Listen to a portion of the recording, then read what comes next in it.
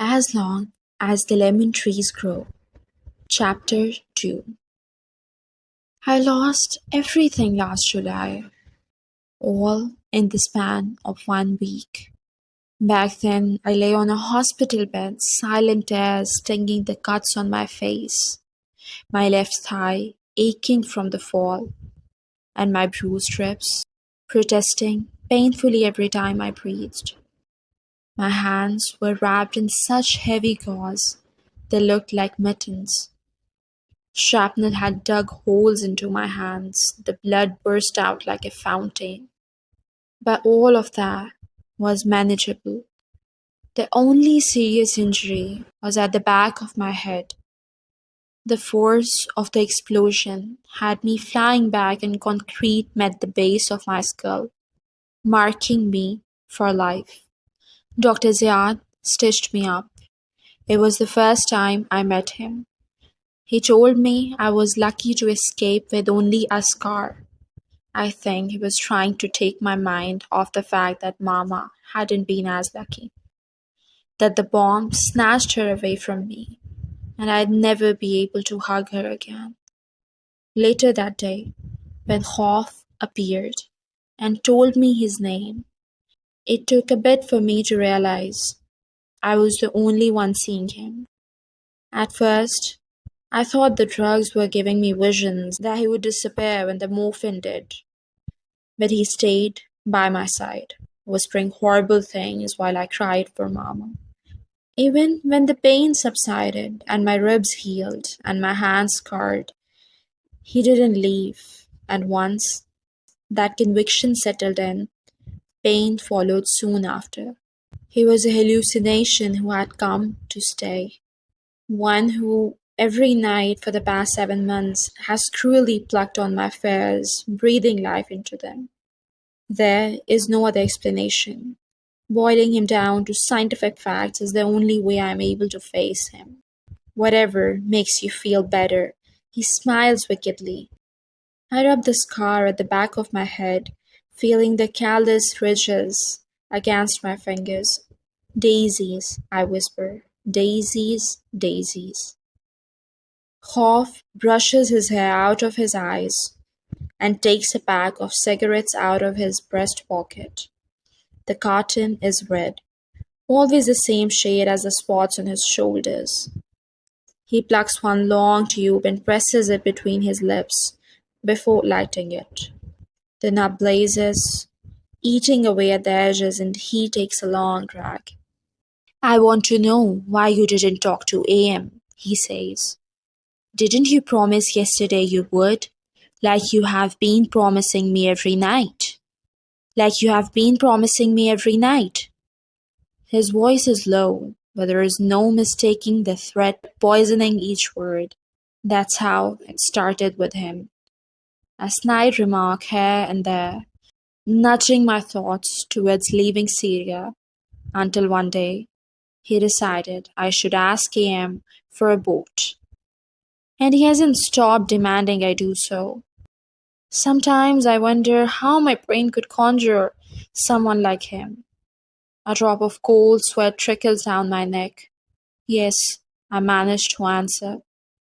He taps the cigarette and ash falls to the floor, disappearing just as it should hit the ground. What happened? A 5-year-old girl with curly brown hair died from a sniper shot to the heart while I saved her older brother from sepsis. I am needed. I couldn't. You couldn't? He repeats dryly.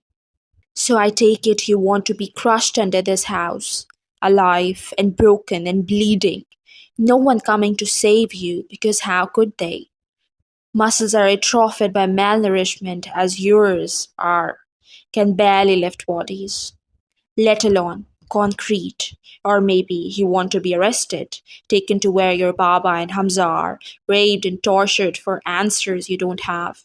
Have the military dangle death as a reward and not a punishment? Is this what you want, Salama? My bones shiver. No. He blows out one last trail of smoke before grinding the cigarette under the heel of his Oxford shoe. Then he crosses the threshold and stands in front of me. I raise my head to look at him. His eyes are as cold as the Orontes River in December. Then couldn't isn't going to cut it, he says. You promised you would ask Aim for a boat today, and 3 times he passed by and you didn't. His lips pull into a thin line, a muscle working in his jaw. Or do you want me to go back on my deal? No, I shout, no. One snap of his fingers and he could completely alter my reality, unleashing hallucination upon hallucination, showing everyone that the exterior I've put up is nothing more than brittle twigs against a strong wind. Dr. Ziad wouldn't let me work at the hospital anymore, nor when I could be a danger to the patients. I need the hospital. I need it to forget my pain, to keep my hands busy so my mind doesn't scream itself hoarse, to save lives. Worse, I'd be piling more worries and anxieties on Layla, affecting her health and the babies. No, I'll endure it all for her. I'll drown in my tears and offer my soul to him if I can keep Layla safe in the knowledge I'm all right. And so, Khof has promised to keep to himself during the day and confine the terrors he shows me to the night, far away from anyone else's eyes. An unkind smile tilts his lips upward. This is your last chance, Salama, and I swear to you, if you don't ask him tomorrow, I will tear your world apart. Anger awakens between the habits of fear. My subconscious may have me under its thumb, but it's my subconscious. It's not that easy, Hoff, I hiss, shaking away the look on the boy's face when he held his little sister in his arms, her body small, so small. Ian might not have a boat, and even if he does, the price will be so high we won't be able to pay it. So then the only way out would be to walk to Turkey, making us a perfect target for the military. That is, if Leila survives the walk. His eyebrows quirk up in amusement. Why are you choosing to ignore the promise you made to Hamza about getting Leila out? Your conflicted feelings about the hospital are causing chaos in your heart. Point is, you made promises and you are backing out. All of this babbling is nothing more than excuses to keep your guilt at bay. What price wouldn't you pay for Leila's safety? I look away and dig my hands into my pockets, sinking into the mattress. This memory, he straightens, smirking, should solidify your decision. Before I scream, he snaps his fingers. The red smell of mint and cinnamon stewing in a broth of yogurt and meat invades my nose and I'm overwhelmed with nostalgia. I hesitate for a second before opening my eyes. When I do, I'm no longer in my musty room but back home. My home. The kitchen is exactly how I remember it. The marble walls alternate between beige and cedar brown, where hanging frames show Arabic calligraphy and painted golden lemons. The storage space beneath the counters holds our saucepans and pots nearly stacked. A white satin cotton embroidered with lilies drapes over the kitchen table. Around the table stand 4 wooden chairs, and on top of it, orchids sprout out of a crystal vase. Blue orchids I bought for a visit that was supposed to happen later that day. Today, I always bought blue orchids when we had a social gathering. I finally turn to my left, where Mama stands beside me, her eyes on the shish barrack, stirring the pot with a wooden spoon, all the while her lips moving in prayer. Keep them safe, she whispers. Keep my men safe, bring them back to me alive and well today. Protect them from those who wish them harm. I'm rooted to the spot, my heart tearing in two. She's beside me. A few silent tears trickle down my cheeks, and the need to throw myself into her arms overwhelms me. I want my mama. I want her to soothe away my sadness and kiss me while calling me Ya Omri. and Ya Burni, my life, and bury me. Instead, I gently poke her arm. She glances up with bloodshot eyes, distracted, before a tired smile appears on her lips, and I can see how this war has drastically changed her. Her face, which never seemed to age beyond 35, is weary with nerves, and the roots of her umber brown hair are grey. She never let her roots go grey, always the picture of prim and proper. Her bones poke out sharply, and dark shadows tint under her eyes, where they never existed before. Ya Burni will be okay, inshallah, she whispers, wrapping one arm around my shoulders and squeezing me to her. Bury me before I bury you. I did. Yes, Mama. I managed to choke out, melting into her touch. Oh, Salume! Hamza calls as he walks in with Baba from the living room, and I nearly cry out. They are here. Hamza's honey-colored eyes are full of life and mirror Baba's. They're both wearing coats with the Syrian Revolution flag hanging over one shoulder. One twist, and it could be a noose. Are you seriously going to cry? I don't ask Hamza where Leila is because I know she's back at their home, waiting for him. But he won't be returning to her today. Hamza, don't tease your sister, Baba says, walking over to Mama. She immediately engulfs him in a hug, and he wraps his arms around her, murmuring something in her ear. I can't bear to see this, so I turn away. You are leaving now? I ask Hamza, my voice breaking, and I have to tilt my chin up to look at him.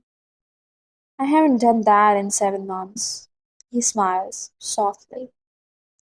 The protest is happening after the prayer, so we need to get there early. I bite back the urge to wail. He had just turned 22, freshly graduated from medical school, and had applied for residency at Zaytuna Hospital.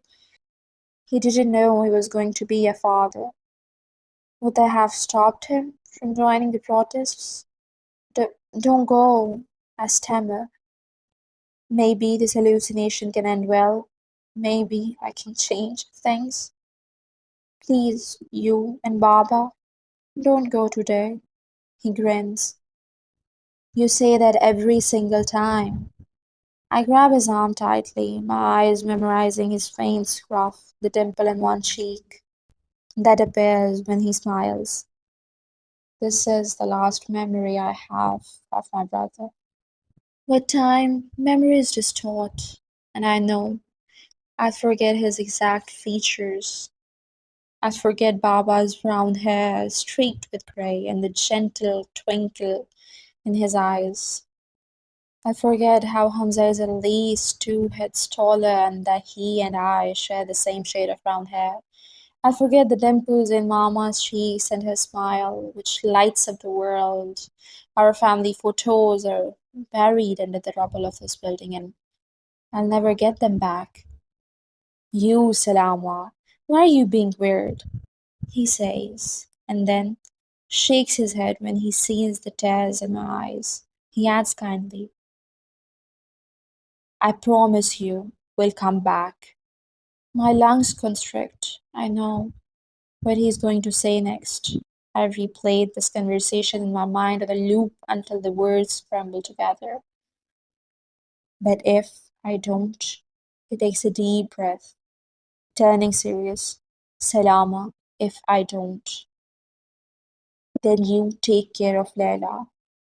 You make sure she and Mama are okay.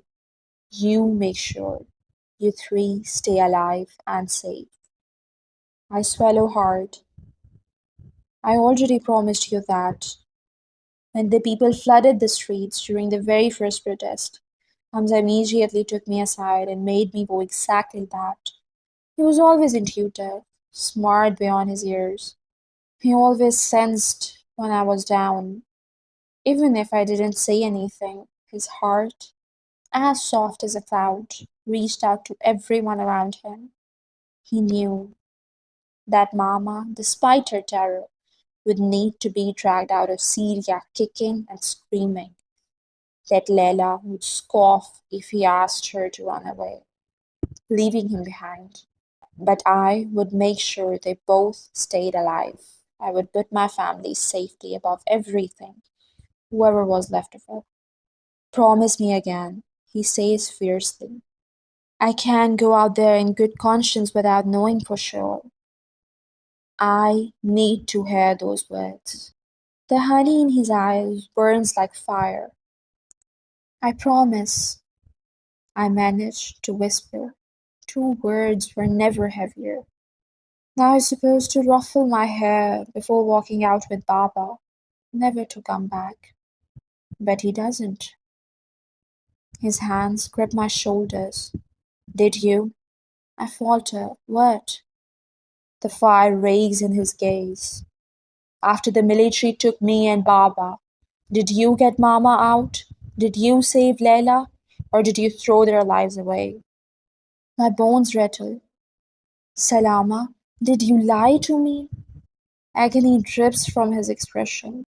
I back away, pressing my hands to my chest. Did you let Mama die? He asks, his voice louder. Mama and Baba stand beside him, blood trickling down the right side of Mama's face. It falls to the ceramic floor she polished every single day. Each straw feels like a knife to the heart. I'm sorry, I plead. Please forgive me. Sorry? Baba says, his brows furrowed. You let your mother die. We're letting Leila die. For what? Mama might forgive you, Hamza says. But I won't. If Leila suffers because of your choices, Salama, I will never forgive you. I collapse to the floor, weeping. I'm sorry, I'm sorry. Not enough, they all say in unison. The floor shakes underneath me, and vines twist around my ankles, pulling me beneath the tiles. My kitchen and home crumble, and I fall into the black abyss, screaming. My back hits a slab of stone, and I struggle to take in a breath. When I open my eyes, smoke from a building on fire covers the pale blue sky above. Oxygen becomes scarce in my lungs, and I cough, shakily getting up onto my feet. Before me stands the 7-story building I called home. The balcony on the 6th floor has laundry drying outside, and the one under it has the Syrian Revolution flag hanging proudly from the balusters. It ruffles in the wind, looking as if it'll fly away.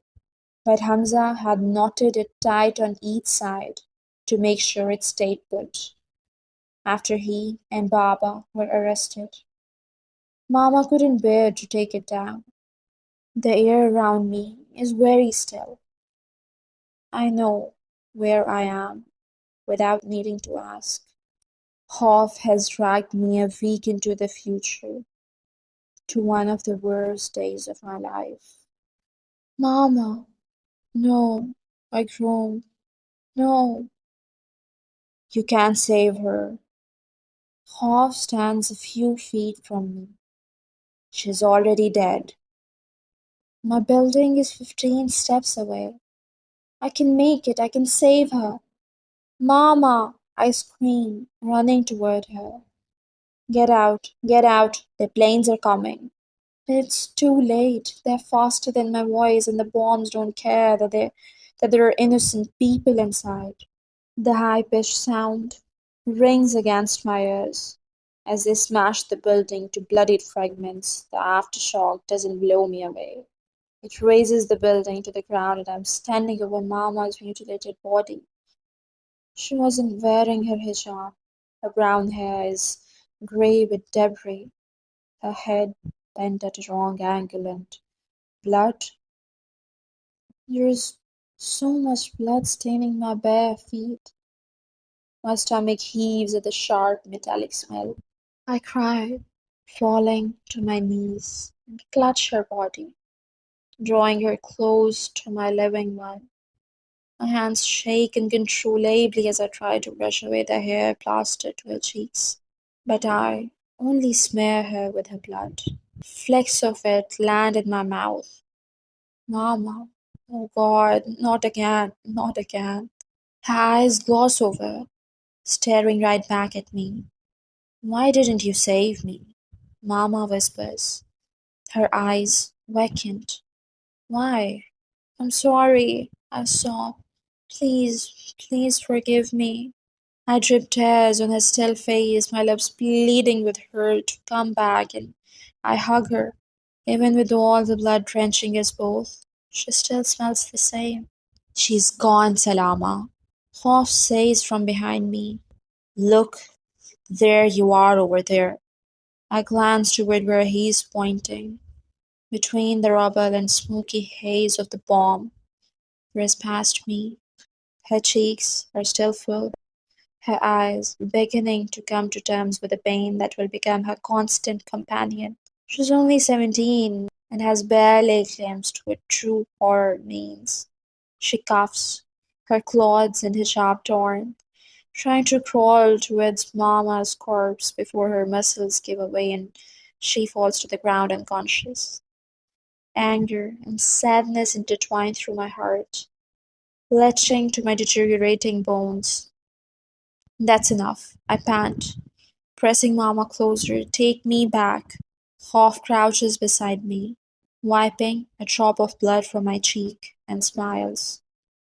The rubble doesn't come near him. His clothes are untouched.